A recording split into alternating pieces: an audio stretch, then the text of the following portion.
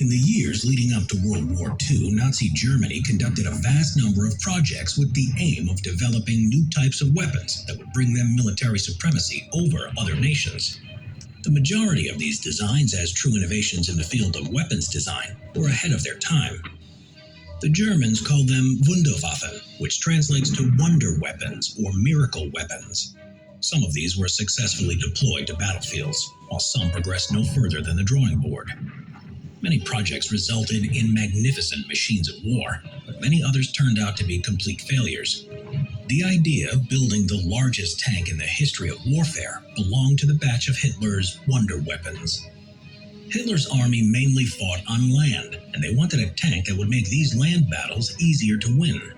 The main feature of this new tank, its enormous size, surpassed everything made up to that point. In comparison, even the heaviest of tanks would have seemed like toys. Like all dictators of his time, Adolf Hitler was in love with weapons that could show off his military strength. When Hitler was at the peak of his power in 1942, he was presented with an idea to build the largest tank ever devised, designed by Edward Grote, a director of the famous Krupp Company. Hitler was thrilled. The way he saw it, the tank's hair-raising appearance perfectly matched the image of the German army that he wanted to build. At the time, Porsche had started constructing a 188 metric ton heavy tank called the Maus, which was supposed to be the mighty bellwether of the German panzers. The Maus, however, was nothing compared to its bigger cousin, named the Ratte, or the Rat. The Ratte was part of a land battleships concept that was in research from the 1930s. The pioneering nation in this research was the Soviet Union, with a project known as the TG-5. Their idea was to build a multi-engine-driven tank weighing 1,000 metric tons and armed with a 107mm main gun and 4 sub-turrets. One of the engineers working on the project was Edward Grote. Upon his return to Germany, Grote brought his own ideas on building a giant tank. He started working as a director of the Krupp Company, and in June 1942 he was given the opportunity to present his ideas to Hitler himself. The Führer showed great enthusiasm for the project and ordered further design studies. Grote responded with a series of drawings as a base for the future project designated the Landcruiser P1000 Ratte, or Landcruiser P1000 the Rat. Edward Grote outlined the weight of the Ratte tank to be a staggering 1,000 metric tons. It was an enormous weight compared to any other tank at that time. The latest German tank coming out of the factories, the Tiger I, was only 54 tons. The Ratte's armament set alone weighed 300 tons.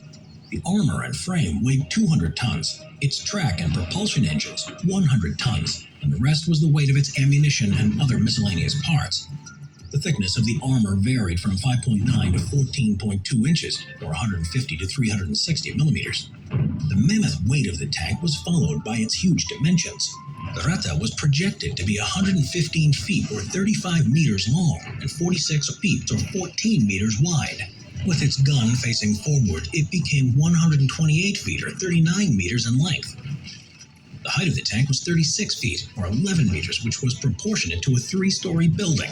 The Ratte was so huge that it even had its own lavatory system and a vehicle bay to hold 2 BMW R12 motorcycles, while it was projected to have a crew of 41 men.